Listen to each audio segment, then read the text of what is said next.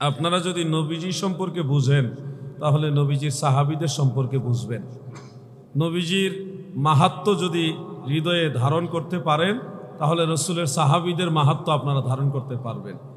কারণ ওনারা সাহাবী কিসের কারণে, কিসের কারণে ওনারা খোলাফায়ে রাশিদিন, কিসের কারণে ওনারা সাহাবী, ওই কারণটা, মূল কারণটা যদি আপনারা অনুধাবন করতে পারেন তাহলে সাহাবীদের মূল মর্যাদাটা আপনারা সহজে বুঝতে পারবেন। স্বয়ং সৃষ্টিকর্তা গোটা মানব মণ্ডলীর সমস্ত মানুষের মাঝে একজন ব্যক্তিকে বলেছে সবার জন্যে অনুসরণীয় ব্যক্তিত্ব, অর্থাৎ নবীজির জীবনের শুরু থেকে শেষ পর্যন্ত যা কিছু আছে সকল মানুষের জন্যে অনুসরণীয় আদর্শ। আদর্শ মানে আইডল, মানে একটা ফলো করার মতো একজন ব্যক্তিত্ব।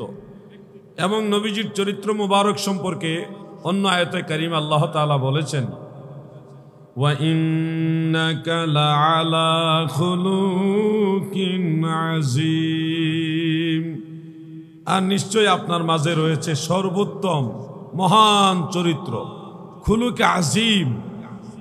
রাসূল করিম সাল্লাল্লাহু আলাইহি ওয়াসাল্লামের চরিত্র মুবারককে আল্লাহ তাআলা খুলুক শব্দ ব্যবহার করলেন, যার বহুবচন হলো আখলাক।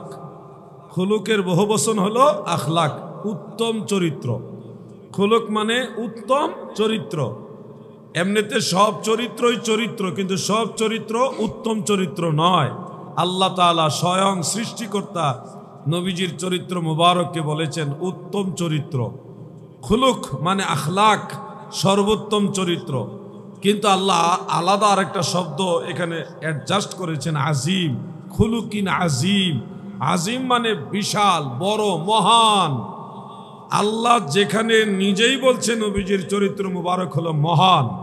মহান মানে বিশাল, অতুলনীয়, সকল তুলনার ঊর্ধ্বে। স্বয়ং সৃষ্টিকর্তা যার চরিত্র মুবারকের সার্টিফাই করছেন, সত্যায়িত করছেন, সেখানে আর কথা বলার কোনো প্রয়াস নাই। এমন একজন নবী আপনি দেখেন, আল্লাহর সম্পর্কে আমরা আজিম শব্দ বলি, সুবহানা রব্বিয়াল আজিম শব্দটা আল্লাহর সম্পর্কে ব্যবহার করি। সেই আজিম শব্দ আল্লাহ নিজে নবীজি সম্পর্কে ব্যবহার করেছে। এটা সাধারণ বিষয় নয়, কিন্তু আল্লাহ নিজে আজিম শব্দটা নবীজির ব্যাপারে ব্যবহার করেছে, তাও একবার না, একাধিকবার। কোরআনুল কারীমের আরেক জায়গায় নবী করিম সাল্লাল্লাহু আলাইহি ওয়াসাল্লামের জ্ঞান, ইলম মুবারককে ইন্ডিকেট করে আল্লাহ তাআলা বলতেছেন যে ওয়া আনজালাল্লাহু আলাইকাল কিতাবা ওয়াল হিকমাহ ওয়া আল্লামাকা মা লাম তাকুন তা'লাম ওয়া কানা ফাদলুল্লাহি আলাইকা আযীমা। নবী গো,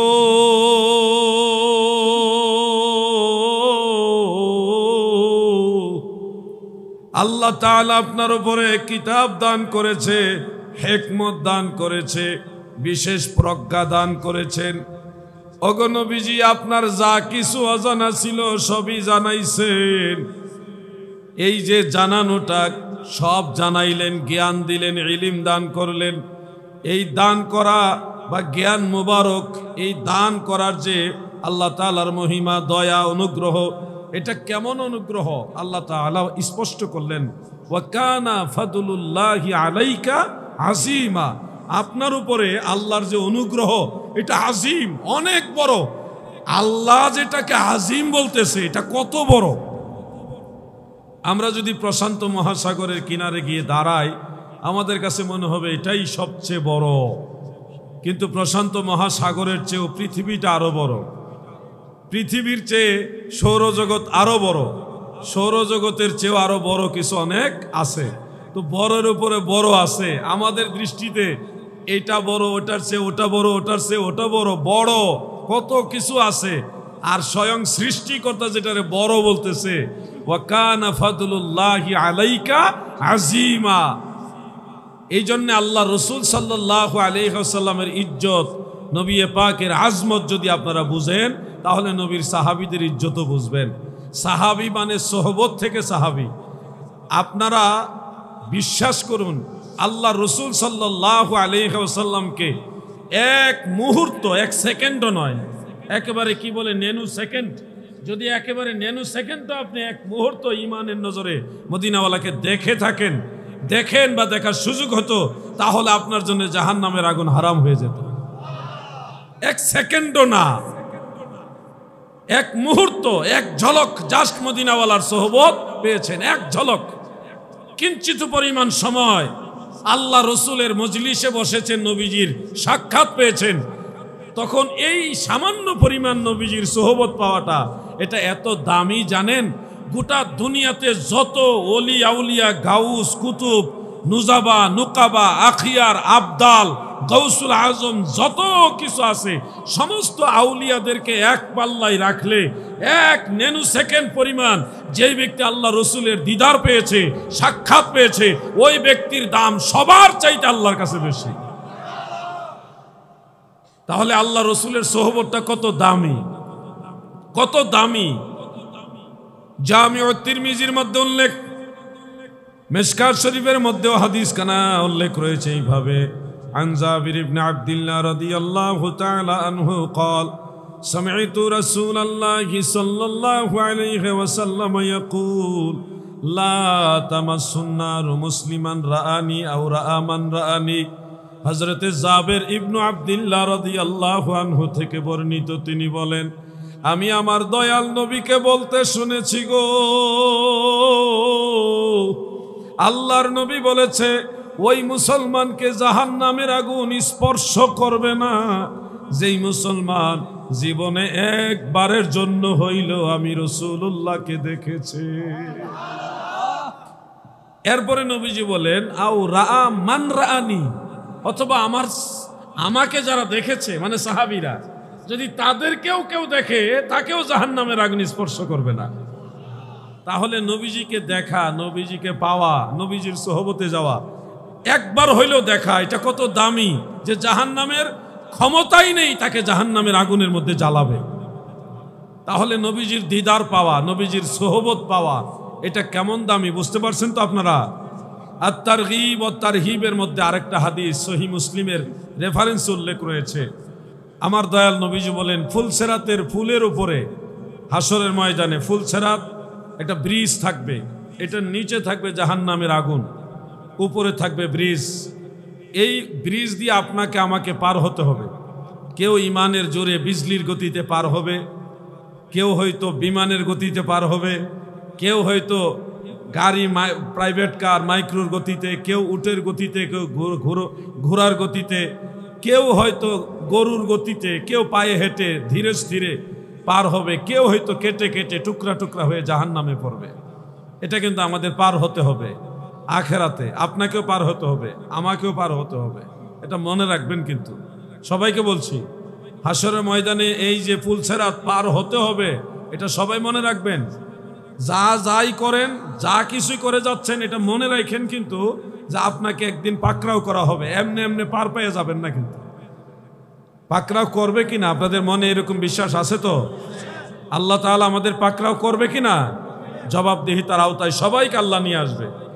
فَمَن يَعْمَلْ مِثْقَالَ ذَرَّةٍ خَيْرًا يَرَهُ وَمَن يَعْمَلْ مِثْقَالَ ذَرَّةٍ شَرًّا يَرَهُ। দুনিয়ার মানুষেরা শুনো, যাররা পরিমাণ যদি একটা ভালো কাজ করো, এটাও গোটা মানব মণ্ডলীর সামনেই তোমাকে দেখানো হবে। যদি যাররা পরিমাণ একটা মন্দ কাজ করো, সেটাও গোটা মানব মণ্ডলীর সামনে দেখানো হবে। আল্লাহ সবকিছু প্রকাশ করবেন, কাউকেই কিন্তু রেহাই দেওয়া হবে না। এমন নয় যে আপনাকে ছেড়ে দিবেন, এটা মনে রাখবেন। কিসের কথা মনে রাখবেন বলছিলাম? ফুলসেরাত। বলেন কিসের কথা? ফুলসেরাত, সেটার কথা মনে রাখবেন। তো যেই হাদিসটা শোনাচ্ছিলাম, দয়াল নবীজি বলেন, মুমিন বান্দারা, বিশেষ করে সাহাবাই কারাম, আমার নবীর আদরের সাহাবি যারা, মুমিনে কামিল যারা, তারা যখন ফুলসেরাতের পুলের উপরে উঠবে পার হওয়ার জন্যে, নিচ থেকে ফুলসেরাত ডেকে ডেকে বলবে, হে মুমিন বান্দা, তুমি তাড়াতাড়ি পার হয়ে যাও। উপর থেকে জিজ্ঞাসা করবে, কে আপনি? যে আমি জাহান্নাম, আপনাকে অনুরোধ করছি আপনি তাড়াতাড়ি পার হয়ে যান। কেন? আপনার সিনার ভিতরে এমন একটা নূর দেখা যাচ্ছে এই নূরের তেজস্বী তাজাল্লি, এটার তেজস্ক্রিয়তা পাওয়ার এত বেশি যে আমি জাহান্নামের আগুন সেটা সহ্য করতে পারছি না। সূর্যের আলো উঠে গেলে মোমবাতির আলো যেমন নিষ্ক্রিয় ভাব, ওই মুমিন বান্দার কালবের মধ্যে যে নূর আছে, এই নূরের পাওয়ার সূর্যের আলোর চেয়ে আরো বেশি। জাহান্নামের আগুনটা মোমের আলোর মতো, আর ইমানের আলোটা সূর্যের আলোর চেয়ে আরো বড়। এটাকে আল্লাহ রসুল সাহাবাই কারাম মুমিনে কামিলদের উদাহরণ দিয়েছেন। তার মানে বিষয়টা আগের হাদিস এবং এই হাদিস, দুইটা হাদিস আমরা একসাথে করলে বুঝি রসুল সাল্লাল্লাহু আলাইহি ওয়াসাল্লামের সাহাবী যারা বা নবীর উম্মতের মাঝে ওরকম এক ক্লাসের উম্মত যারা, তারা এমন মহান মর্যাদার অধিকারী হবে, হাসরের ময়দানে আগুনে জ্বলা তো দূরের কথা, জাহান্নামে যাওয়া তো দূরের কথা, তাদের কাছ থেকে জাহান্নাম বাঁচার চেষ্টা করবে। তারে আগুনে ফোরায় না, জমেও ধরে না, নবীর প্রেমিক যাহারা, তারে আগুনে ফোরায় না, জমেও ধরে না, নবীর প্রেমিক যাহারা। প্রিয় ভাইয়েরা আমার, এই কথাগুলি বলার উদ্দেশ্য হলো আমরা নবী করিম সাল্লাল্লাহু আলাইহি সাল্লামের মর্যাদা যদি বুঝি, সাহাবীদের মর্যাদা বুঝবো। আর সাহাবারা কেমন, যে আল্লাহ রসুলের মজলিসে বসেছেন, নবীজির সাথে কথা বলেছেন, আল্লাহ রসুল তাদের সাথে কথা বলেছেন, আল্লাহর রসুল তাদের জন্য দোয়া করেছেন, দয়াল নবীজি তাদেরকে দিক নির্দেশনা দিয়েছেন, আল্লাহ রসুলের সাথে তাদের মাখামাখি প্রেমের সম্পর্ক। এই মানুষগুলি কত দামি মানুষ। স্বয়ং সৃষ্টিকর্তা বলতেছেন রাদিয়াল্লাহু আনহুম ওয়া রাদু আন যালিকা লিমান খাশিয়া রাব্বাহু। আল্লাহ বলেন আমি আল্লাহ নিজে তাদের উপরে সন্তুষ্ট, তারাও আমার উপরে সন্তুষ্ট। সুবহানাল্লাহ বলেন। স্বয়ং আল্লাহ তাআলা সাহাবীদেরকে সার্টিফিকেট দিলেন। সৃষ্টিকর্তা বলতেছেন আমি তাদের উপরে সন্তুষ্ট, আমি তাদের উপরে খুশি হয়ে গেছি এবং তারাও আমি আল্লাহর উপরে খুশি। এই সার্টিফিকেট পাওয়ার পরে আমাদের জন্য কি আছে সেটা আল্লাহ পরে যোগ করে দিয়েছেন, যালিকা লিমান খাশিয়া রাব্বাহু। এই মহান মর্যাদাটা যারা আল্লাহকে ভয় করে তাদের জন্যেও, যারা আল্লাহকে ভালোবাসে এবং ভয় করে তাদের জন্যেও। আপনারা কি আল্লাহকে ভয় করেন? আওয়াজটা মনোপুত হলো না। আমি আবার জিজ্ঞাসা করি, আল্লাহ তাআলাকে ভয় করেন? তাহলে যুবক ভাইরা দাঁড়ায় পেশাব করবা না। একজনও কয় না কথা। যুবক ভাইরা দাঁড়ায় প্রস্রাব করবা? তুমি যদি অসুস্থতা জনিত কারণ ছাড়া এমনিতেই দাঁড়িয়ে দাঁড়িয়ে প্রস্রাব করো, তখন তোমার গুনাহ হবে, পাপ হবে, আল্লাহ বেজার হবে। আর তুমি যদি আল্লাহকে ভয় করো, আল্লাহকে বিশ্বাস করো, তাহলে কোনো ধরনের উজর ছাড়া, অসুস্থতা ছাড়া, বিনা উজরে কখনোই দাঁড়িয়ে প্রস্রাব করবেন না। মনে থাকবে সবার? বলেন, সবাই বলেন ইনশাআল্লাহ। আমরা ওয়াজ শুনবো, ফাঁকে ফাঁকে কিছু আমলি বিষয় এটা আমরা জানবো। আমরা জানি সবাই, আমার পক্ষ থেকে দায়িত্ব, এটা আমার মদিনাওয়ালার গোলামদের দায়িত্ব, মানুষকে এগুলি চাপ দিয়ে বুঝায় দেওয়া, আমলের দিকে উদ্বুদ্ধ করা। কারণ আল্লাহ তাআলা বারবার বলেছেন ওয়াফআলুল খাইরা লাআল্লাকুম তুফলিহুন, তোমরা বেশি বেশি ভালো কাজ করো যেন তোমরা সফলকাম হতে পারো। এই জন্যে আমরা দাঁড়িয়ে প্রস্রাব করব না। মনে থাকবে ইনশাআল্লাহ। প্রিয় ভাইয়েরা আমার, যালিকা লিমান খাশিয়া রাব্বাহু, যারা আল্লাহকে ভয় করে তাদের জন্য আমার আল্লাহ এই ঘোষণাটা অবশিষ্ট রাখলেন যে আল্লাহ তাদের উপরে খুশি হবে, তারাও আল্লাহর উপরে খুশি হবে। যেমন আরেকটা আয়াতের মধ্যে আমার আল্লাহ তাআলা ঘোষণা দিয়েছেন, যারা পারেন আমার সাথে পড়ুন, বিসমিল্লাহির রাহমানির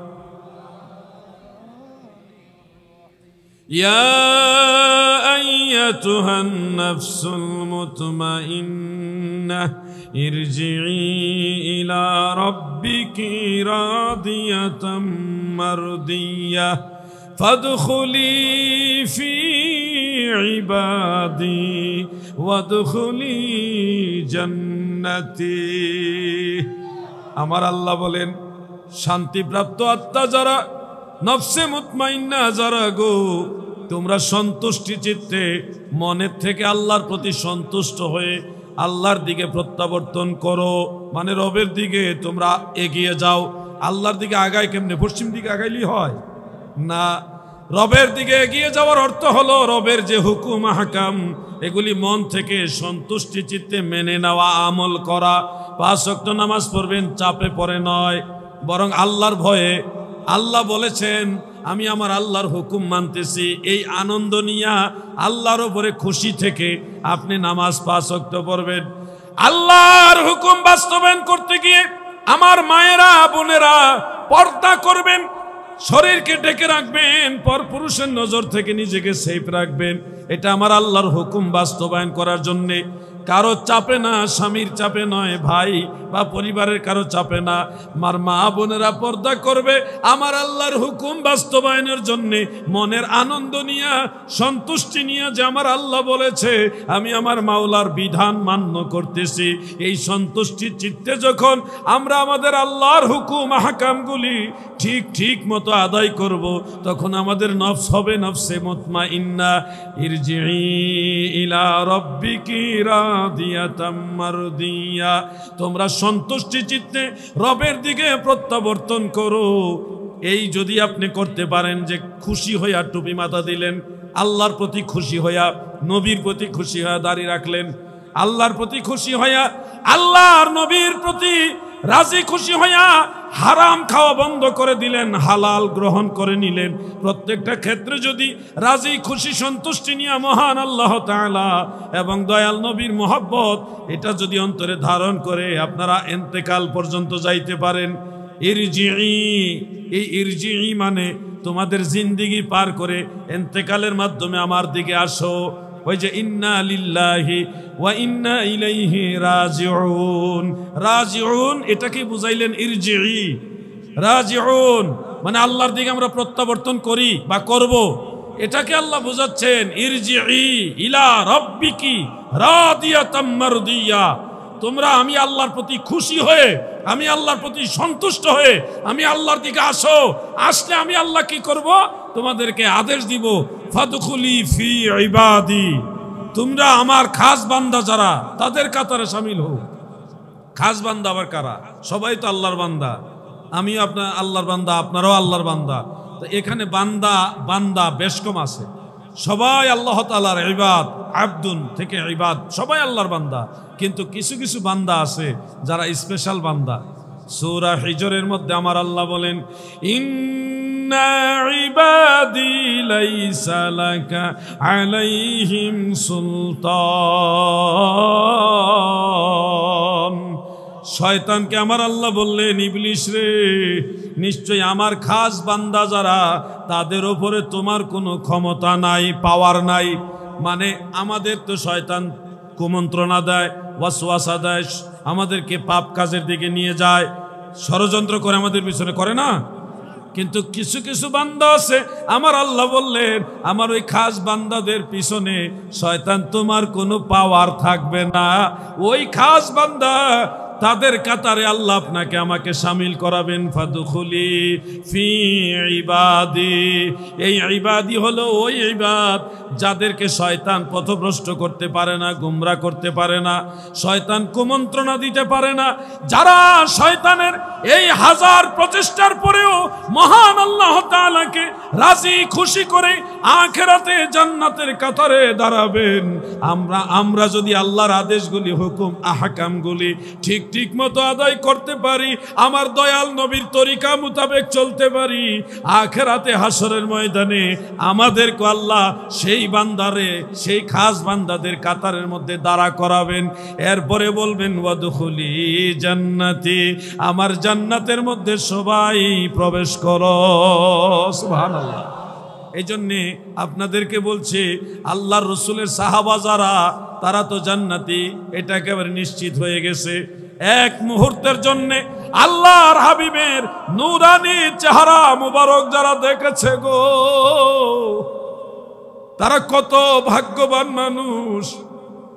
বুখারী শরীফের মধ্যে একটা হাদিস, নবীজি বলেন, তোমাদেরকে যদি, পরবর্তী উম্মতকে বলতেছেন, তোমাদেরকে যদি উহুদের পাহাড়ের সমান স্বর্ণ দেওয়া হয় আর সেই সম্পূর্ণ স্বর্ণ আল্লাহর রাস্তায় দান করে দাও, আমার সাহাবীদের সামান্য দানের সমানও হবে না।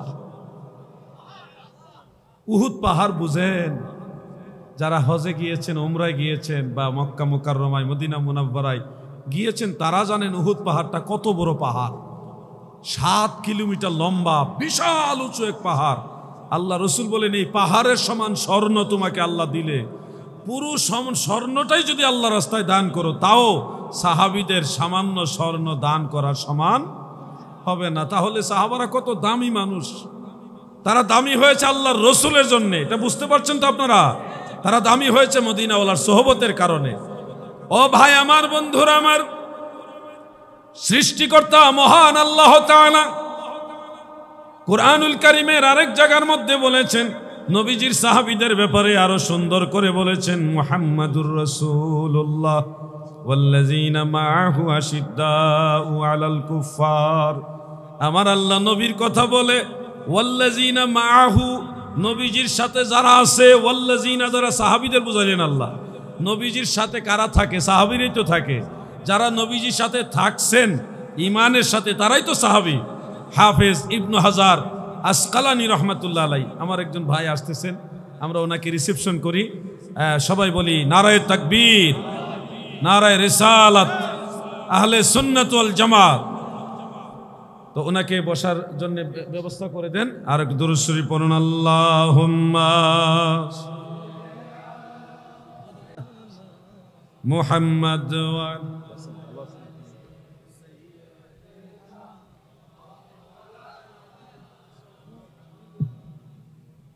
আজকের মাহফিলের সম্মানিত উদ্বোধক মাওলানা মুহাম্মদ এহসানুল্লাহ আল কাদেরী সাহেব মাদ্দাজিল্লাহুল আলী হুজুর আমাদের মাঝে তাশরিফ এনেছেন, যিনি গহিরা এফকে জামিউল উলুম বহুমুখী কামিল মাদ্রাসার সুযোগ্য প্রধান মুফাসসির এবং হযরতে কাজী সগীর রহমাতুল্লাহ আলাইহি জামি মসজিদের সুযোগ্য খতিব মহোদয়, তিনি আমাদের মাঝে এইমাত্র আসন গ্রহণ করলেন। আমাদের সকলের পক্ষ থেকে ওনাকে আন্তরিক অভিনন্দন, মুবারকবাদ, শুভেচ্ছা আমরা সবাই বলি মারহাবা।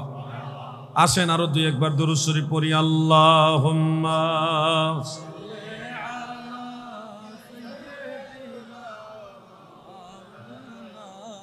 মুহাম্মদ ওয়া আলা আলি সাইয়্যিদিনা মাওলানা মুহাম্মদ।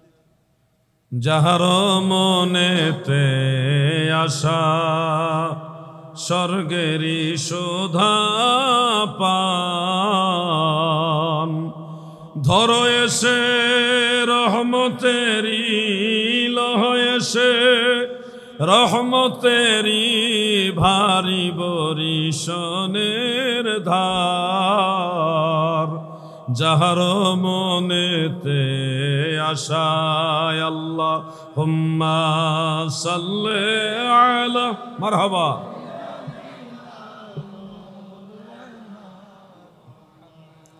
ওয়া আলা আলি সাইয়্যিদিনা। মহান আল্লাহ তাআলা দয়াল নবীজি এবং নবীজির সাহাবীদের সম্পর্কে স্পষ্ট করে বলে দিলেন, ওয়াল্লাযীনা মাআহু আশিদ্দাউ আলাল কুফফার, অর্থাৎ আমার নবীজির সাথে যারা আছে তারা কুফফার, মানে কাফেরের বহু বচন হলো কুফফার। এই কুফফার মানে অস্বীকারী, যারা সৃষ্টিকর্তা আখিরাত, আল্লাহ রসুল, দ্বীন ইসলামকে যারা অস্বীকার করে তারা হলো কুফফার, কাফের, অস্বীকারী। তাদের প্রতি কঠোর, তাদের প্রতি খুব তীক্ষ্ণভাবে নজর রাখে, ইসলামকে পবিত্র রাখার জন্যে ইসলামের শত্রুদের ব্যাপারে খুব কঠোরতা অবলম্বন করে। তারা যারা আমার নবীর সাথে আছে, নবীর সাথে আছে কারা গো? তারা হলো সাহাবী। নবীর সোহবতে যারা আছে তারা কারা? সাহাবী। বলেন তারা কারা? সাহাবী। হাফেজ ইবনু হাজার আসকালানী রহমাতুল্লাহ আলাইহি তিনি সাহাবীর সংজ্ঞা দিতে গিয়ে আল ইসাবা ফি তামিজি সাহাবা সেই কিতাবের মধ্যে লিখেছেন, মান লাকিয়ান নবিয়্যা সাল্লাল্লাহু আলাইহি ওয়াসাল্লামা, মান লাকিয়ান নবিয়্যা সাল্লাল্লাহু আলাইহি ওয়াসাল্লামা ঈমানান ওয়া মাতা আলাল ইসলাম ফাহুয়া সাহাবী। যে ব্যক্তি ঈমানের সাথে আল্লাহ রসুলের সাক্ষাৎ পেয়েছে এবং ইসলামের উপর ইন্তেকাল হয়েছে, সে হলো সাহাবী। তাহলে যাদের কথা আল্লাহ তাআলা এই আয়াতে বললেন, ওয়াল্লাযীনা মাআহু আশিদ্দাউ আলাল কুফফার, যে নবীজির সাথে যারা আছে তারা কুফফার, শুধু কুফর বলেননি, কুফর হলো অস্বীকার করা, এখানে বললেন কুফফার মানে ব্যক্তি যারা কাফির তাদের প্রতি কঠোর। তার মানে হলো ইসলামকে পবিত্র রাখার জন্যে ইসলামের শত্রুদের ব্যাপারে আপনাকে কঠোর হতে হবে, এখানে কোনো কনসিডার করার সুযোগ না। আর এই কারণেই ফিলিস্তিনের মুসলমানেরা যদিও ভারী কোনো অস্ত্র নেই, সামান্য কিছু অস্ত্র নিয়ে, অনেক ক্ষেত্রে সামান্য ইট পাথর নিয়ে ইসলামের শত্রু সেই ইয়াহুদ এবং নাসারাদের দুর্গ ভেঙ্গে চুরমার করার চেষ্টা করতেছে, ঠিক না ঠিক? এটা হলো আশিদ্দাউ আলাল কুফফার, তারা আমার নবীজির উম্মত, আমরাও নবীর উম্মত। আমরা ইসলামের পবিত্রতা রাখার জন্যে চেষ্টা করতে হবে, ইসলামের শত্রুদেরকে প্রতিরোধ করতে হবে। সেজন্য ফিলিস্তিনের মুসলমানরা আজকে শত শত লাশের উপরে দাঁড়িয়ে, হাজার হাজার লাশ পড়ে গেছে, তারপরও ইসলাম ধর্মের পবিত্রতার জন্য ইসলামের শত্রুদের বিরুদ্ধে তরবারি ধরেছে, ঠিক না বেঠিক? আমরা যদি সুযোগ পাইতাম কতই না নসিবওয়ালা হতাম যে একবার যদি আমরা তাদের পাশে গিয়ে দাঁড়াইতে পারতাম, প্রয়োজনে জেহাদ করতাম, সেখানে যদি জেহাদ করতে করতে মারাও যেতাম তাও আমাদের জিন্দেগিটা কাজে লাগতো, শহীদের দরজা পেতাম, আমাদের জীবনটা কাজে লাগতো। কারণ শহীদ যারা হয়ে যায় তাদের অতীতের সমস্ত গুনাহ খাতা আল্লাহ মাফ করে দেয়। এমনকি তারা মারা গেলে তাদের কবরের মধ্যে মুনকার নকির দিয়ে কোনো প্রশ্ন করানো হবে না। তাদের মারা যাওয়ার পরে তারা কবরের মধ্যে জিন্দা, সশরীরে জিন্দা থাকে, তাদেরকে আল্লাহ তাআলা জান্নাতের রিজিক পর্যন্ত দান করে, সুবহানাল্লাহ। বাল আহইয়াউন ইনদা রাব্বিহিম ইউরযাকুন, আমার আল্লাহ বলেছেন তারা জিন্দা, বরং রবের কাছ থেকে রিজিক প্রাপ্ত। এই জন্য ফিলিস্তিনের মুসলমানদের জন্য আহারে গাড়ি চালাই, আজকে নিজে এখানে আসছি, আবার এখান থেকে নিজেই যাব, মনের মধ্যে শান্তি নাই। আমার বাম পাশে মুফতি আসাদ সাহেব বসা আছে, মাঝে মধ্যে বলি আসাদ ভাই ফিলিস্তিনের মুসলমানদের খবরটা একটু শুনান, তাদের কি খবর একটু শুনি, মনের মধ্যে শান্তি লাগে না রে। আহারে আমার মা বোনেরা, আমার ভাইয়েরা কেমন আছে, কি খাচ্ছে, কিভাবে তারা ওখানে আছে, একটার পর একটা বোম মারতেছে, বিল্ডিং গুলি উড়িয়ে দিচ্ছে, হাসপাতাল উড়িয়ে দিচ্ছে, মসজিদ গুলি ভেঙ্গে চুরমার করে দিচ্ছে। এগুলি মনের মধ্যে ঘুরে, গাড়ি চালাই ক্লান্ত, এক মুহূর্তের জন্য মন অন্যদিকে ঘুরাইবার সুযোগ নাই, গাড়ি চালানোটা কঠিন কাজ। তারপর আমি বলি মুফতি আসাদ সাহেব আমাকে একটু ফিলিস্তিনের খবরটা শোনান। বারবার এই খবরগুলি শুনি আর মনের মধ্যে আক্ষেপ করি, প্রাণ জোরে তাদের জন্য দোয়া করি। একবার যদি সুযোগ হয়তো গো, একবার যদি আমার আল্লাহ দয়া করে সুযোগ দিত, ওই ফিলিস্তিনে বাইতুল মুকাদ্দাসের বাসিন্দা যারা, ইব্রাহিম নবীর বাসিন্দা, হযরতে দাউদ নবীর বাসিন্দা, সুলাইমান নবীর বাসিন্দা, ৭০,০০০ নবী রাসূলদের বাসিন্দা হলো ফিলিস্তিনের মুসলমান। ওই নবীদের বাসিন্দা যারা, তাদের পাশে গিয়ে একটু দাঁড়াইতাম, কিছু না পারি অন্ততপক্ষে পাশে দাঁড়াইয়া নারায়ে তাকবীর আল্লাহু আকবার, নারায়ে রিসালাত ইয়া রাসূলুল্লাহ স্লোগানটা দিলেও তারা একটু মনোবল পাইতো। আমাদের এমন কোনো শক্তি নাই, সামর্থ্য নাই, অস্ত্র নাই, তবে ঈমানি জজবা আছে। আমি বিশ্বাস করি যুদ্ধে অস্ত্র দিয়ে বিজয় হয় না, বড় বড় ভারী সমরাস্ত্র দিয়ে যুদ্ধে বিজয় লাভ করা যায় না রে। যুদ্ধে বিজয় লাভ হয় ঈমানি চেতনা দ্বারা, যার প্রমাণ হলো সেই আফগানিস্তানে তরবারি হাতে নিয়ে, ছোট ছোট অস্ত্র নিয়ে, কালো পাগড়ি পরে মুসলমানেরা যখন যুদ্ধে নেমেছে, আমেরিকা নামক এই মহাপরাশক্তি তারাও ভয়ে আফগানিস্তান ছেড়ে পালিয়ে যেতে বাধ্য হয়েছে। এজন্য আমাদের আর কিছু না থাকুক, ইসলাম জিন্দাবাদ, ইসলাম জিন্দাবাদ, ইসলাম জিন্দাবাদ, এটুকু বলার ঈমানি চেতনা আমাদের আছে, আছে না নাই?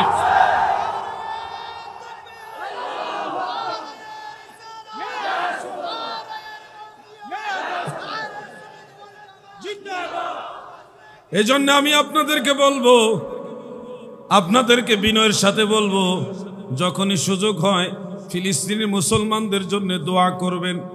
আপনারা দেখেন হাসপাতালের মধ্যে বোম্বিং করতেছে, এক বোমা মেরে হসপিটালে 5 শতাধিক মানুষ মেরে ফেলেছে, শিশু মেরে ফেলেছে, বাচ্চা শিশু এখনো তারা দুনিয়া বুঝে না, তাদেরকে বোম মেরে হত্যা করতেছে, নারীদেরকে মারছে। ইনশাআল্লাহ পবিত্র কুরআন অনুযায়ী অচিরেই মুসলমানদের বিজয় আবার আসবে। পবিত্র কোরআনের একটা আয়াতে কারিমা আছে, সেখান থেকে আমি বুঝি, তাফসীর অনুযায়ী দেখেছি, দ্বিতীয়বার মুসলমানের আবার সেই ইয়াহুদীদের মলিন মুখ দেখে তাদেরকে উপযুক্ত পাওনা বুঝিয়ে দিয়ে, উপযুক্ত শাস্তি তাদেরকে বুঝিয়ে দিয়ে আবার বীরের বেশে বাইতুল মুকাদ্দাসে দ্বিতীয়বার মুসলমানেরা প্রবেশ করবে ইনশাআল্লাহ। সেদিন বেশি দূরে না। এবং ওই সময়ে হাদিস অনুযায়ী খ্রিস্টানদের 2টা দল আছে, একদল মুসলমানদের ব্যাপারে কঠোর, আর এক দল খ্রিস্টান তারা মুসলমানদের ব্যাপারে তাদের মতো কঠোর না। এক শ্রেণীর খ্রিস্টান তারা মুসলমানদের সাহায্য করবে, আমরা দেখছি তা বাস্তবায়ন হচ্ছে। সেই রাশিয়ার খ্রিস্টানরা আজকে মুসলমানদের পক্ষে কথা বলতেছে। 1450 বছর আগে আল্লাহ রসুল এই কথা বলে গেছে, মুসলমানদের দুর্দিনে বিপদের দিনে খ্রিস্টানদের একটা দল মুসলমানদের পক্ষে দাঁড়াবে। যদিও তারা মুসলমানদের বিজয়ের পরে আবার তারা পৃষ্ঠ প্রদর্শন করবে, তারা আবার আগের ভূমিকায় পালন করবে, কিন্তু এই সময়টা আমরা দেখছি বিধর্মীরাও আমাদের উম্মতে মুহাম্মাদের পক্ষে কথা বলতেছে। আর আমরা মুসলিম শাসকরা, বড় বড় শাসকরা মুখে মুখে যদিও কথা বলতেছে, কাজের বেলায় যে 2-4 হাজার সৈন্য পাঠাবো, অস্ত্র পাঠাবো, সেটা দিচ্ছে না। কৌশলে জাহাজ, যুদ্ধ জাহাজ পাঠিয়েছে চীন। আমার নবীজির জবান মুবারকে একটা দেশের নাম উচ্চারণ করেছিলেন, সেই দেশটার নাম হলো চীন। উতলুবুল ইলমা ওয়ালাউ বিসসিন, এটা হাদিসে রাসূল একাধিক সূত্রে এটা বর্ণিত। 2 জন সাহাবী বর্ণনা করেছেন, হযরত আনাস রাদিয়াল্লাহু আনহু এবং হযরত আবু হুরায়রা। ইমাম বাইহাকি শুআবুল ঈমানের মধ্যে এটা বর্ণনা করেছেন, এবং ইমাম ইবনু আদি আল কামিল ফি দুআফাই রিজালের মধ্যে এটা বর্ণনা করেছেন। হাফেজ শামসুদ্দিন সাখাবী রহমাতুল্লাহ আলাইহি হাদিসটাকে শক্তিশালী বলেছেন, মাকাসিদুল হাসানার মধ্যে শক্তিশালী হাদিস, এবং অন্যান্য মুহাদ্দিসিনে কেরাম বলেছেন আল্লাহ রসুলের জবানে চীন দেশের নাম উচ্চারণ করেছিলেন। উতলুবুল ইলমা, জ্ঞান অন্বেষণ করো, ওয়ালাউ বিসসিন, যদিও চীন দেশে যেতে হয়। চীন দেশের নাম নবীজির জবান মুবারক উচ্চারণ করেছিলেন। এই জন্য আজকে দেখি দয়াল নবীজির সেই জবান মুবারকের বরকত 1450 বছর পরে দেখছি সেই চীন দেশের মানুষ মুসলমানদের সাহায্য করার জন্য এগিয়ে আসতেছে। মারহাবা বলেন। আমরা মুসলমানরা মুসলমানদের পক্ষে আছি না নাই? জোরে বলেন আছি না নাই? আজকে বোয়ালখালীর এই মাহফিল থেকে বঙ্গবন্ধু কন্যা, 1000 বছরের শ্রেষ্ঠ বাঙালি, বীর বাঙালি বঙ্গবন্ধু শেখ মুজিবুর রহমান সাহেবের সুযোগ্য কন্যা, বাংলার মাননীয় প্রধানমন্ত্রীকে সমস্ত 16 কোটি মুসলমানের পক্ষ থেকে অজস্র শ্রদ্ধা ভরে ধন্যবাদ জানাচ্ছি। ফিলিস্তিনে মুসলমানদের উপরে এই ইসরায়েলি হানাদার বাহিনীরা আক্রমণ করার সাথে সাথেই তিনি বলেছিলেন আমরা ফিলিস্তিনের মুসলমানদের পক্ষে। আমরা এই জন্য বঙ্গবন্ধু কন্যাকে, মাননীয় প্রধানমন্ত্রীকে ধন্যবাদ জানাই। এইভাবে যদি আমাদের রাষ্ট্রনায়করা মুসলমানদের শক্তির পক্ষে থাকে, আমরা তখন মুসলমানিত্ব নিয়ে বীরের বেশে হুঙ্কার দিতে, জিহাদের ময়দানে যাইতে, ইসলাম জিন্দাবাদ বলতে সাহস পাই। ঠিক না ঠিক? শুনুন, যেই মুসলমানদের পক্ষে কথা বলবে তাকেই সাধুবাদ। কিন্তু কেউ বলার আগে মাননীয় প্রধানমন্ত্রী ফিলিস্তিনকে সাপোর্ট করেছেন। আরেকটা কথা আপনাদের বলে দেই, ফিলিস্তিনে কিন্তু এখন 2 দল, এক দল হামাস কেন্দ্রিক, আরেক দল হলো ওই দেশের প্রধানমন্ত্রী কেন্দ্রিক। ওনার নামটা যেন কি, মাহমুদ আব্বাস।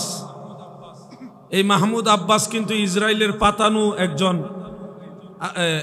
তার আত্মীয় বটে, আবার তাদের পাতানো একজন প্রধানমন্ত্রী, মানে ইসরায়েলের বানানো একজন প্রধানমন্ত্রী। এত বড় একটা হসপিটাল উড়িয়ে দিল, 5 শতাধিক মানুষকে হসপিটালে চিকিৎসাধীন অসুস্থ মানুষদেরকে হত্যা করলো।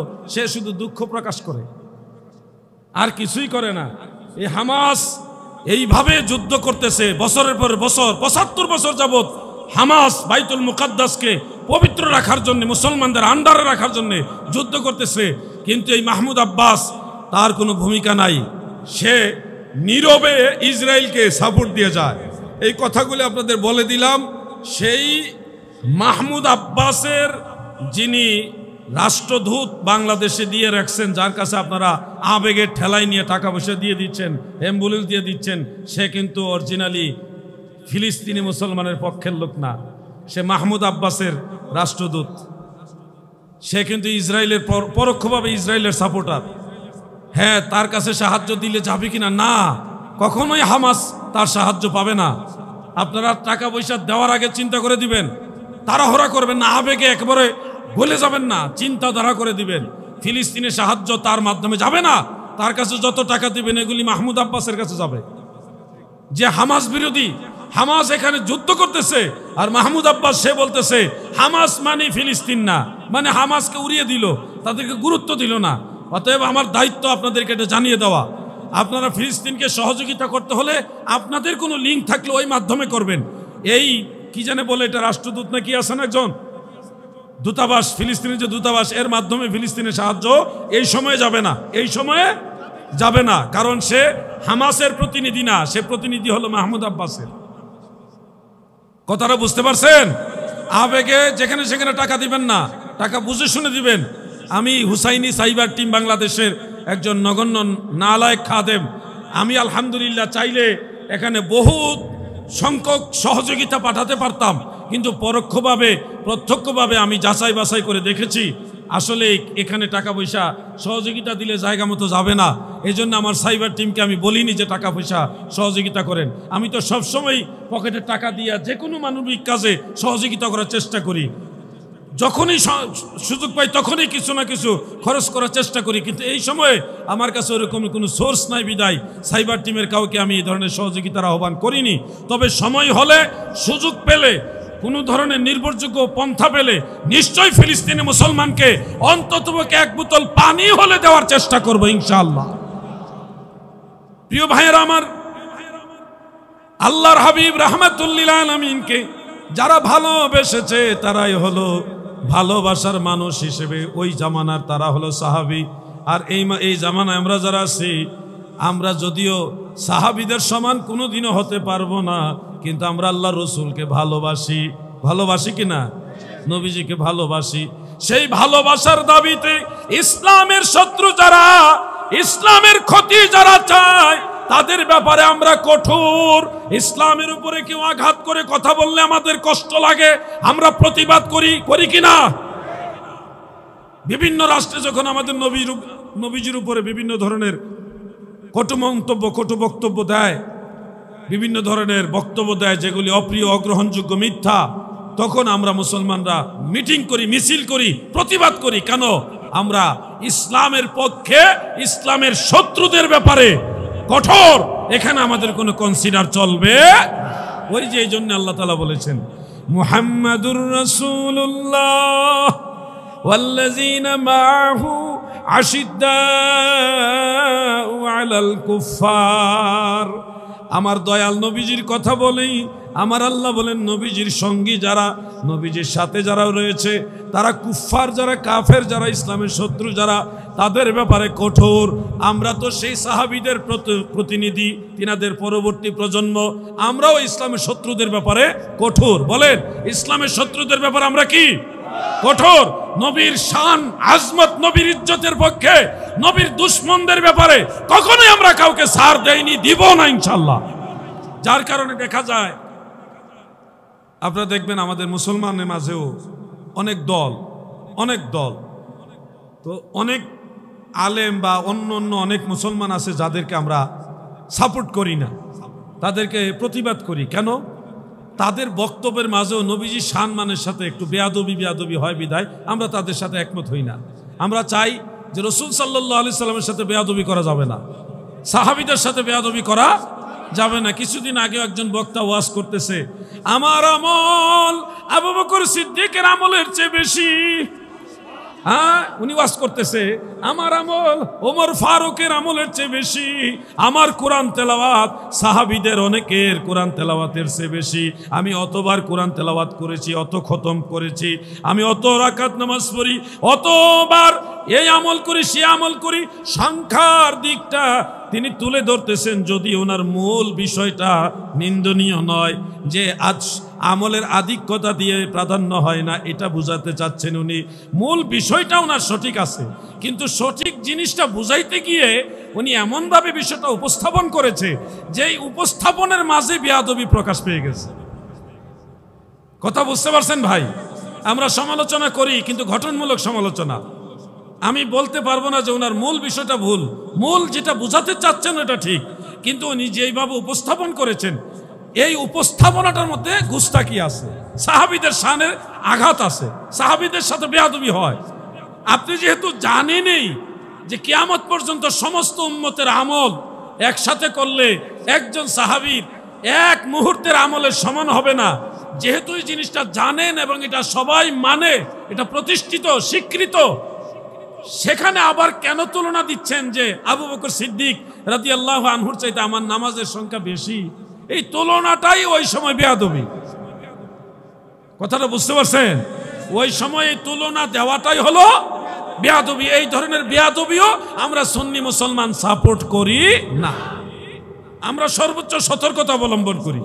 নবীর সাথে বেয়াদবি করা যাবে না, সাহাবীদের সাথেও বেয়াদবি করা যাবে না।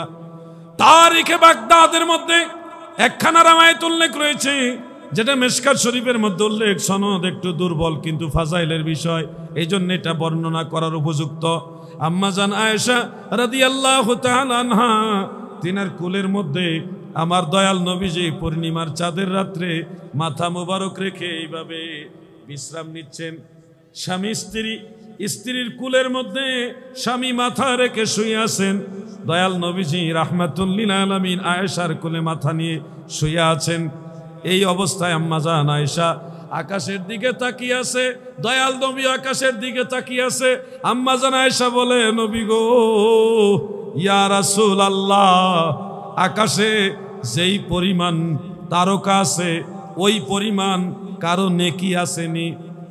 আকাশে কি পরিমাণ তারা ওটা আগে জানতে হবে, আবার ওই সংখ্যার সাথে উম্মতের আমল নামা ম্যাচিং করতে হবে, সমান সমান হয় কার এটা জানতে হবে, এরপরে বলতে হবে।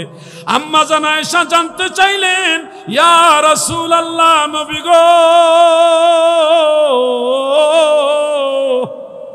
আকাশের তারকার সমতুল্য কারণে কি আসেনি? আল্লাহর হাবিব রাহমাতুল লিল আলামিন এক বাক্যে বললেন, আয়েশা রে, আমার উমরের আমলনামায় আকাশের তারকার সমান নেকি আছে। তার মানে আকাশের তারকা কয়টা ওইটাও নবী জানে, এবং ওই সম পরিমাণ নেকি উমরের আমল নামায় আছে, মানে উম্মতের আমল নামায় কয়টা নেকি আছে ওইটাও নবী জানে। এ বিষয়ে আরো অনেক আলোচনা আছে, অনেক দালাইল আছে, আমি দিকে যাচ্ছি না, আমি আমার বিষয়বস্তুর মধ্যে থাকছি। আম্মা জান আয়েশা রাদিয়াল্লাহু তাআলা আনহা, উনি তো হযরত আবু বকর সিদ্দিক রাদিয়াল্লাহু আনহুর কন্যা। হযরত ওমর ফারুক রাদিয়াল্লাহু আনহুর কথা বলায় তিনি আবার প্রশ্ন করলেন, ইয়া রাসূলুল্লাহ, তাহলে আবু বকরের আমল কোথায়? মানে ওমরের আমল যদি আকাশের তারার সমান হয়, আবু বকর সিদ্দিক রাদিয়াল্লাহু আনহুর আমল কেমন? এরকম প্রশ্ন করে বসলেন। আমার নবীজি বলেন, আয়েশা রে, আমার উম্মতের আমল এক পাল্লাই দিলে আবু বকরের এক রাতের ইবাদতের সমান হবে না। প্রিয় ভাইয়ের আমার, বন্ধুরা আমার, এইখানে সাহাবীদের ইজ্জত আজমতের কথা বোঝা যায়। আমার দয়াল নবী সাহাবীদের কত ভালোবাসতেন, সাহাবারা নবীকে কত ভালোবাসতেন। এই ভালোবাসার মানুষগুলিকে নিয়ে কিছু কিছু মানুষরা সমালোচনা করে, যেই আবু বকর সিদ্দিক মক্কা জীবনে সবচেয়ে ধনী ব্যক্তিদের একজন ছিল, আমাদের ভাষায় কোটি কোটি কোটি কোটি কোটি কোটি অগণিত টাকার মালিক ছিল, সেই আবু বকর সিদ্দিক ইসলামের প্রথম দিকে আল্লাহর রাসূলের কাছে কালেমা গ্রহণ করলেন। সর্বপ্রথম ইমানদার যারা তাদের সর্বপ্রথম মুসলমান যারা তাদের তালিকায় নাম আসে তিনজনের, মাওলা আলী রাদিয়াল্লাহু আনহু, আবু বকর সিদ্দিক এবং হযরতে খাদিজাতুল কুবরা রাদিয়াল্লাহু তাআলা আনহা, তিনজনের নাম আসে। ওলামায়ে কেরাম বলে থাকেন বালক যারা, অল্প বয়স্ক যারা, তাদের মাঝে হযরত আলী সর্বপ্রথম ইসলাম গ্রহণ করেছে। মহিলাদের মধ্যে সর্বপ্রথম হযরতে খাদিজাতুল কুবরা রাদিয়াল্লাহু তাআলা আনহা ইসলাম গ্রহণ করেছে। আর একটু বয়স যাদের, তাদের মধ্য হতে আবু বকর সিদ্দিক সর্বপ্রথম ইসলাম গ্রহণ করেছে। এই তিনজনই সর্বপ্রথম ইসলাম গ্রহণকারী। সর্বপ্রথম ইসলাম নিঃশর্তে মেনে নিয়েছেন আবু বকর সিদ্দিক। সেই আবু বকর সিদ্দিকের সমস্ত ধন সম্পদ সবকিছু কুরবানি করে দিলেন আল্লাহর রাসূলের জন্য। বিভিন্ন সাহাবী যারা কৃতদাস ছিল, হযরত বিলাল সহ বিভিন্ন সাহাবারা যারা কৃতদাস ছিল কাফেরদের কাছে, তারা দাস হিসেবে ছিল, তাদেরকে হাজার হাজার দিনার দিয়ে দিয়ে, অনেক অসংখ্য টাকা পয়সা দিয়ে দিয়ে ওই সাহাবীদেরকে কৃতদাস থেকে মুক্ত করাইলেন আবু বকর সিদ্দিক। কত টাকা পয়সা দিয়া ইসলামের জন্য সিদ্দিক আকবর খরচ করতে করতে হিজরতের সময়, হিজরতের আগে নবীজি বলেছিল, আবু বকর আমি হিজরত করব, তুমি আমার সঙ্গী হবে। কোন দিন হিজরত করবেন, কখন করবেন, দিনে নাকি রাত্রে, কিছুই নবী বলেননি। যার কারণে আবু বকর সিদ্দিক দিনের বেলাটায় ফজর থেকে এশা পর্যন্ত আমার নবীজির সাথেই থাকতেন। রাতের বেলায় একা একা যদিও বাড়িতে যেতেন, নবীজির বাড়ির পাশেই হযরত আবু বকর সিদ্দিকের বাড়ি, তিনি ঘরের দুয়ারের মধ্যে গিয়ে হেলান দিয়ে ঘুমাতেন, বিছানায় ঘুমাইতেন না। বিছানায় ঘুমাইলে আল্লাহর রাসূল এসে ডাক দিলে দেরি হতে পারে, বিলম্ব হতে পারে, এই জন্যে উনি এই ঘরের দরজায় এইভাবে হেলান দিয়ে কানটা দরজায় লাগাইয়া শুয়ে থাকতেন, কখন যেন আল্লাহর রাসূল এসে ডাক দিবে। হিজরতের রাতের এই ঘটনাগুলি আপনাদের অনেকেরই জানা। রাহমাতুল লিল আলামিন বিছানার মধ্যে শেরে খোদা মাওলায়ে কায়নাত হযরত আলীউল মুর্তজা কাররামাল্লাহু ওয়াজহাহু তিনাকে আমানতের মালগুলি দিয়ে বললেন, আলী এই মালটা অমুকের, এই মালটা অমুকের, এই সম্পদটা অমুকের, মানে এই টাকাটা অমুকের, এই মুদ্রাগুলি অমুকের। আলী আমার কাছে মক্কার মানুষের আমানত রেখেছিল, তারা আমাকে আল আমিন বিশ্বাসী হিসেবে মানে, এই জন্য আমানত রেখেছিল। আলী রে, আমানতের এই মালগুলি তোমার কাছে আমি দিলাম, আমার বিছানায় এখন তুমি বিশ্রাম নাও, সকালবেলায় আমানতের মালগুলি অমুক অমুকের কাছে পৌঁছাইয়া দিও। বিছানার মধ্যে শুয়াইলেন শেরে খোদা হযরত আলীকে, আর হযরত আলী নিশ্চিন্তা ঘুমায় রইলেন, কারণ নবীজি বলেছে সকালবেলায় আমানতের মালগুলি পৌঁছায়া দিও। আল্লাহর রাসূলের জবান মুবারক দ্বারা যেহেতু সকালবেলায় মাল পৌঁছানোর কথা এসেছে, তিনি নিশ্চিত হয়ে গেলেন সকালে মাল পৌঁছানোর আগে আমার মৃত্যু হবে না। যদি মৃত্যু হইতো আল্লাহর নবী আমানতের মাল আমার কাছে রাখতেন না। নিশ্চিন্তে হযরত আলী বিছানার মধ্যে শুয়ে গেলেন, জানে এখন কাফেররা আক্রমণ করবে, তারপরে শুয়ে গেলেন। বিছানার মধ্যে শুয়ে শেরে খোদা আলী রাদিয়াল্লাহু আনহু রইলেন। কাফেররা এসে এখানে আক্রমণ করতে চাইলেন। হিজরতের ঘটনা আমার বলা উদ্দেশ্য না। এদিকে আমার নবীজি আবু বকরের ঘরের দুয়ারে গিয়ে দাঁড়িয়ে আবু বকর বলে ডাক দেওয়ার সাথে সাথে হযরত আবু বকর সিদ্দিক দরজা খুলে বলেন, ইয়া রাসূলুল্লাহ। আমার নবীজিকে কত ভালোবাসতেন সাহাবারা। সেখানে আমার রাসূল সাল্লাল্লাহু আলাইহি ওয়াসাল্লামের সাথে হিজরতের সেই ভয়ানক রাত্রে সফর সঙ্গী হয়ে গারে সুর, সেই পাহাড়, সেই গুহা দেখার জন্য এখনো হাজী সাহেবরা কত চেষ্টা করে, কত কষ্ট করে সেই পাহাড়ের উপরে উঠে। কত কত বড় পাহাড়, আপনারা নিজের চোখে না দেখলে বুঝবেন না কত বড় পাহাড়। সেই গারে সুর, সেই পাহাড়ের চূড়ায় একটা গর্ত, সেই গর্তের মধ্যে সঙ্গী হয়েছেন হযরত আবু বকর সিদ্দিক। ওনার কি টাকা পয়সার অভাব, না সম্পদের অভাব, না মক্কায় আত্মীয় স্বজনের অভাব, না ক্ষমতার অভাব, কোনো কিছুর অভাব নাই। উনি আল্লাহ রসুলের ভালোবাসার কারণে সব ছেড়ে দিয়ে রিক্ত হস্তে খালি হাতে আল্লাহ রসুলের সাথে মক্কা ছেড়ে মদিনার দিকে রওনা দিয়েছে। নবীজিকে কত ভালোবাসতেন সাহাবারা, সে গারে সুরে। এই জন্য ওনাকে বলা হয় সাহিবুর রসুল, সাহিবুল মাজার ওয়াল গার। তিনি রসুলে পাকের, রসুলের সাহাবী, রসুলের মাজারের সঙ্গী এবং গারে সুরেরও সঙ্গী। সাহিবে রসুল, সাহিবে মাজার ওয়াল গার। তিনি মাজারেরও আল্লাহ রসুলের সঙ্গী এবং গারে সুরেও নবীজির সঙ্গী। সুবহানাল্লাহ বলেন। সেই আবু বকর সিদ্দিক মদিনা জীবনে গেল, আল্লাহ রসুলের সাথে যুদ্ধের ময়দানগুলিতে অংশগ্রহণ করলো। নবী করিম সাল্লাল্লাহু আলাইহি ওয়াসাল্লাম ইন্তেকাল করলেন। 63 বছর বয়সে নবীজি পর্দা করলেন। নবীজি সশরীরে জিন্দা, আমি বোঝানোর জন্য এইভাবে বলছি। ইন্তেকাল করার পরে নবীজি সোমবার ইন্তেকাল করেছেন, বুধবারে দাফন করা হয়েছে। এই যে মাঝখানে সোমবার ইন্তেকাল, সোমবার, মঙ্গলবার, বুধবার, 3 দিন হলো। আমার অনেক ভাইয়েরা মনে করেন আবু বকর সিদ্দিক, ওমর ফারুক, ওনারা ক্ষমতা দখল করার জন্যে 3 দিন দেরি করে আমার নবীকে দাফন করেছে।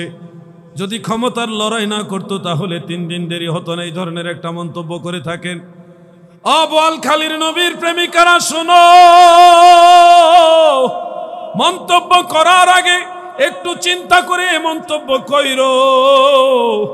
আমার নবীর সাহাবেরা কখনো ক্ষমতার লোভী ছিল না। আমার নবী লোভী, আমার নবীর সাহাবারা লোভী ছিল, মদিনাওয়ালার লোভী। হযরত বেলালকে নিচে মরুভূমির ধুধু গরম বালি, উপরে পাথর দিয়া চাবুক মেরে মেরে আঘাত করেছে। তারপর হযরত বেলাল আমার নবীকে ভুলে যায় নাই, আল্লাহ তাআলাকে ভুলে যায় নাই। সাহাবারা জান দিয়া দিয়া জীবন বাজি রেখে প্রমাণ করেছে তারা আল্লাহর রসুলকে ভালোবাসে। উহুদের যুদ্ধের ময়দানে কাফেররা যখন চতুর্দিক থেকে তীর আর বল্লম মারা শুরু করলো, তখন হযরত আবু কাতাদা রাদিয়াল্লাহু আনহু তিনি বলেন, আমরা সাহাবারা চতুর্দিকে একটা বেষ্টনী তৈরি করে ফেললাম। এই বেষ্টনীর মাঝখানে আমার নবীকে রাখলাম। চতুর্দিকে তীর আসে, নবীজিকে মেরে ফেলার জন্য কাফেররা তীর মারে। আমার নবীজি আমাদের মাঝখানে, আমরা সবাই চতুর্দিকে সিনা পেতে এইভাবে দাঁড়ায় গেলাম। কাফেরদের তীরগুলি আমাদের বুকে, মুখে, মাথায়, হাতে, পায়ে, সর্বঙ্গে তীর এসে ঢুকতেছে। এরপরেও আল্লাহ রসুলের গায়ে একটা তীর লাগতে দেই না। এই রকম ভালোবাসা নবীর সাহাবীরা নবীকে ভালোবেসেছে। আর তুমি বলো সাহাবারা ক্ষমতার লোভে 3 দিন দেরি করেছে। বুকারে তুমি জানোনি আল্লাহর নবীর সাহাবারা নবীকে কত ভালোবাসতো। দয়াল নবীজি যখন হজ করলেন, জীবনে বড় হজ নবীজি একবারই করেছেন। হজ করার পরে মাথা যখন হলক করবেন, মানে চুল মুবারক কামাচ্ছেন, চুল মুবারকগুলি এইভাবে ফেলে দিচ্ছেন। চতুর্দিকে সাহাবারা ঘেরাও করে দাঁড়াইলেন, একজন আরেকজনের পেশির সাথে এইভাবে ধাক্কা দিয়ে বলে, ও নবীর সাহাবী আমার একটু সুযোগ দাও। আরেকজন করে আমাকে সুযোগ দাও। কি সুযোগ দিব? আমি আমার দয়াল নবীজির একটা চুল মুবারক নিব। সাহাবারা আল্লাহর রসুলের একটা চুল মুবারক নেওয়ার জন্য পরস্পরের সাথে লড়াই লেগে গেল। তারা বলতেছে আমি নিব, আমাকে সুযোগ দাও। আরেকজন বলতেছে আমি নিব, আমাকে সুযোগ দাও। একটা চুল মুবারক, রাহমাতুল লিল আলামিনের একটা চুল মুবারক নেওয়ার জন্য সাহাবারা ঝগড়া, মানে লড়াই লেগে গেছে, প্রেমের ঝগড়া।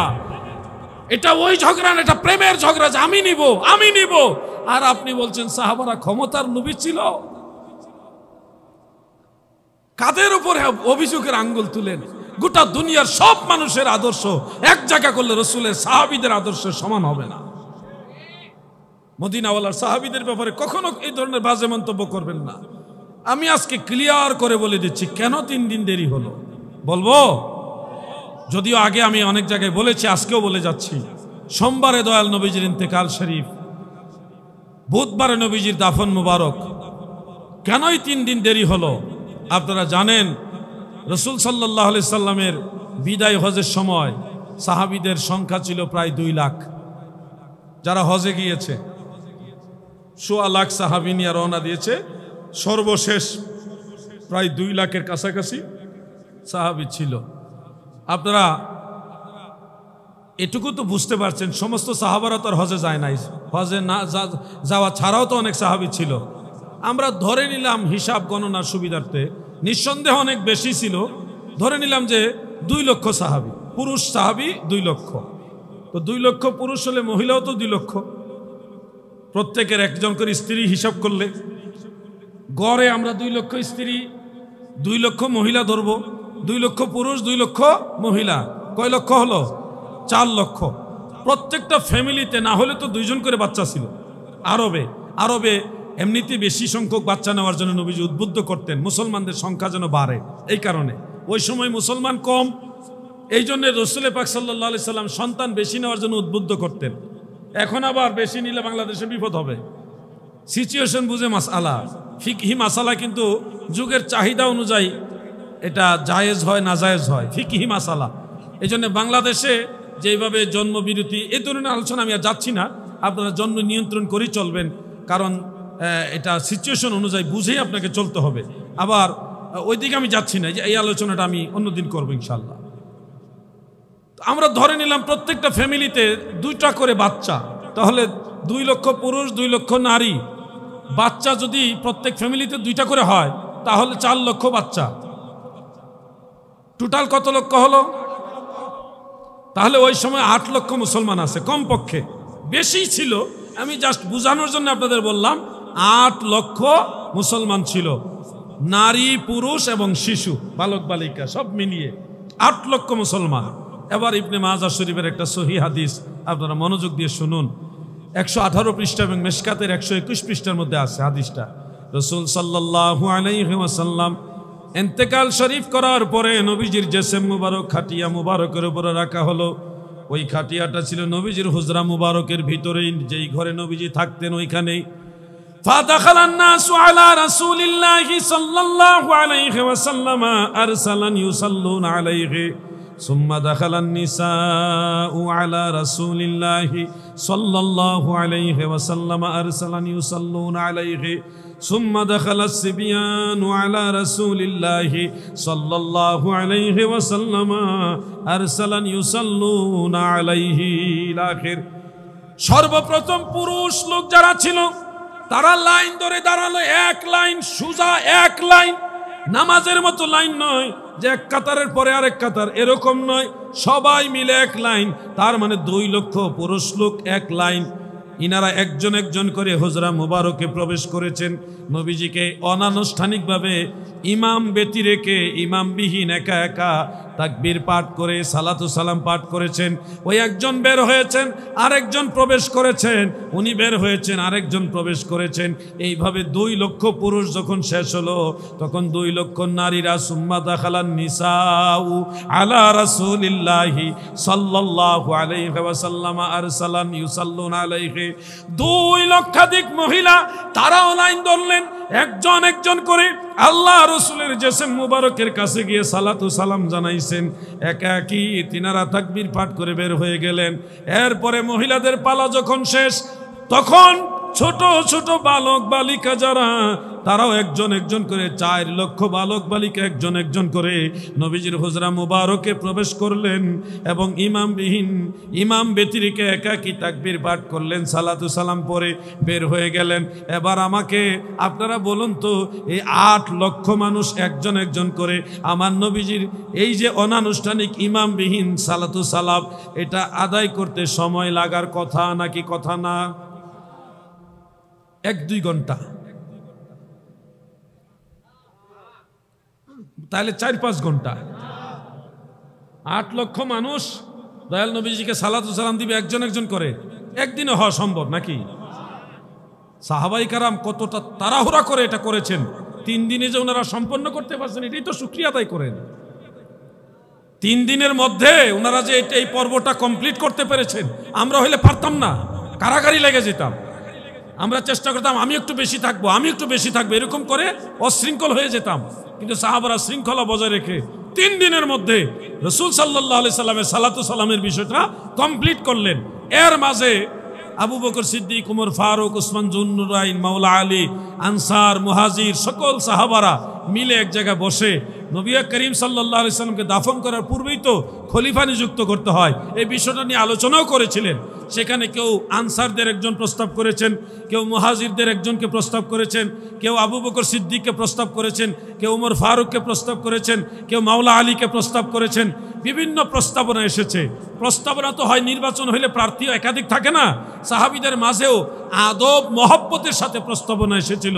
সর্বশেষ প্রস্তাবনা আগাইতে আগাইতে আগাইতে আগাইতে প্রস্তাবনা গেল যে হযরত উমর ফারুক আপনি খলিফা হবেন। উমর ফারুকের কাছে ক্ষমতা বা খলিফা হওয়ার প্রস্তাব ফাইনালি গেল। উমর ফারুক রাদিয়াল্লাহু আনহু দেখেন কতটা সাহাবারা বিচক্ষণ ন্যায়নিষ্ঠ ছিলেন, ওনারা ক্ষমতা লোভী না, তার প্রমাণ দেখেন। উমর ফারুকের ব্যাপারে ডিসিশন হয়ে গেছে আপনি খলিফা হবেন, কিন্তু উমর ফারুক বললেন না, আমি না, আমারও মুরব্বী হলো আবু বকর সিদ্দিক। আজকে আমি ঘোষণা করে দিলাম হযরত আবু বকর সিদ্দিক রাদিয়াল্লাহু আনহু খলিফাতুল মুসলিমিন, খলিফাতুর রাসূলিল্লাহ, আমিরুল মুমিনিন। সুবহানাল্লাহ বলেন।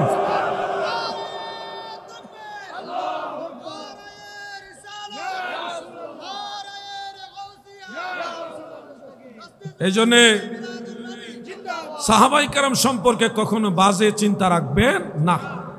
মনে করবেন যে আপনার চিন্তার মধ্যে দোষ আছে, তারপরে সাহাবীদের মধ্যে দোষ খুঁজবেন না। আপনার চেতনা, চিন্তা চেতনার মাঝে ভুল থাকবে, কিন্তু সাহাবীদের মধ্যে আপনি ভুল খুঁজবেন না।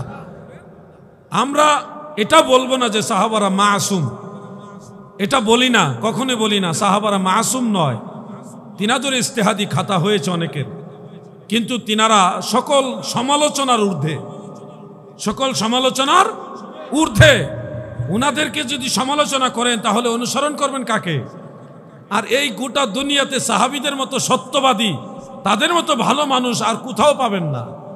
যারা সাহাবীদের সমালোচনা করছেন আপনি তাদের দিকে তাকিয়ে দেখেন, তারা ঠিকমতো নামাজই পড়ে না, মাহে রমাদানের রোজা ঠিকমতো রাখে না, তাদের স্ত্রী, তাদের মেয়ে, তাদের ফ্যামিলির মহিলা সদস্যরা ঠিকমতো পর্দা করে না। আপনি দেখবেন কোনো কোনো মুরব্বী আলেমরা, তারা কথিত আলেমরা আর কি, তারা হয়তো দেখা গেছে সাহাবীদের সমালোচনা করছে, আবার দেখা যায় উনি মহিলা নিয়া খুব, তো নিজের চরিত্রগুলি ঠিক নাই। এই ধরনের মানুষ যদি আল্লাহ রসুল সাল্লাল্লাহু আলাইহি ওয়াসাল্লামের সাহাবীদের চরিত্রের উপর আঘাত করে কথা বলে, এটা কোনোদিন গ্রহণযোগ্য হবে? এজন্য বলছি সাহাবীদের মধ্যে কোনো কোনো ইজতিহাদি ভুল সিদ্ধান্ত ছিল, এই ভুল সিদ্ধান্তগুলির সমাধান ওনারাই করে গেছেন। আমাদের জন্য মীমাংসা করার কোনো কিছু ওনারা রেখে যাননি। ওনাদের জামানায় যতগুলি ইখতিলাফাত ছিল ওনারাই আবার এটা সমাধান করে গেছেন। তাহলে যেটা সাহাবীরা সমালোচনা করে গেছেন এর চেয়ে ভালো সমাধান আমরা কে করতে পারবো?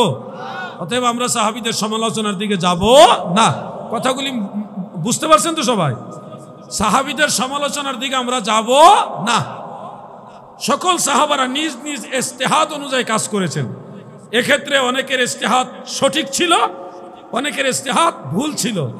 এটা ওরকম আর কি মাসালাটা। আপনারা তো জজ কোর্ট, ম্যাজিস্ট্রেট কোর্ট, বিভিন্ন কোর্টে অনেক সময় বিভিন্ন কারণে গিয়েছেন, হয়তো দেখবেন একটা লোক আসামি হয়েছে, বিচার করতে গিয়ে একজন জজ সাহেব তিনি সঠিক রায় দিয়েছেন। সাক্ষী প্রমাণের ক্ষেত্রে অনেক মামলার সঠিক রায় দেয় না? আবার অনেক মামলায় এই লোকটা সত্যিকারে আসামি না, কিন্তু সাক্ষী প্রমাণের কারণে তার বিরুদ্ধে সাক্ষী প্রমাণ এমনভাবে সেটিং করেছে, ওই সাক্ষী প্রমাণের কারণে লোকটা দোষী না, তারপরও তাকে সাজা দেওয়া হয়। একই জজ সাহেব সঠিক ব্যক্তিকেও সাজা দেন, অসঠিক ব্যক্তিকেও সাজা দেন। এক্ষেত্রে ওই জজ সাহেব যে সত্যিকারের দোষী না, কিন্তু সাক্ষী প্রমাণের কারণে ওই ব্যক্তিকে সাজা দিয়ে দিলেন, এই জন্য কি তার কোনো গুনাহ হবে কিনা? এই মাসআলাটা যদি বুঝেন তাহলে সাহাবীদের বিষয়টা বুঝে যাবেন। কোন জজ সাহেব যদি কোনো আসামি বা কোনো মামলার রায় ঘোষণা করতে গিয়ে সঠিক আসামির সাজা দেয়, তাহলে ওনার ডাবল বা দ্বিগুণ সওয়াব হয়। ধরেন একজন লোক, সে সত্যিকারই আসামি, সাক্ষী প্রমাণের ভিত্তিতে এই সত্যিকার আসামিকেই সাজা দেওয়া হলো যাবজ্জীবন কারাদণ্ড অথবা মৃত্যুদণ্ড। এই সঠিক সাজা যখন জজ সাহেবের কাছ থেকে আসে তখন ওনার সওয়াব হয় দ্বিগুণ, মানে ডাবল সওয়াব হয়। আর যদি ওই ব্যক্তি সত্যিকার আসামি না হয়, কিন্তু সাক্ষী প্রমাণের কারণে ভুল ব্যক্তিকে সাজা দেয়, তারপরে ওই জজ সাহেবের কোনো গুনাহ হবে না, বরং একটা সওয়াব হবে। উনার কোনো গুনাহ হবে না, একটা সওয়াব হবে, যদিও উনার রায়টা সঠিক না। ভুল সিদ্ধান্ত দিলেও, ভুল রায় দিল, মানে ভুল ব্যক্তির উপরেও যদি সাজা রায় দিয়ে দেন, তারপরে জজের কোনো গুনাহ নাই, জজ সাহেবের একটা সওয়াব আছে।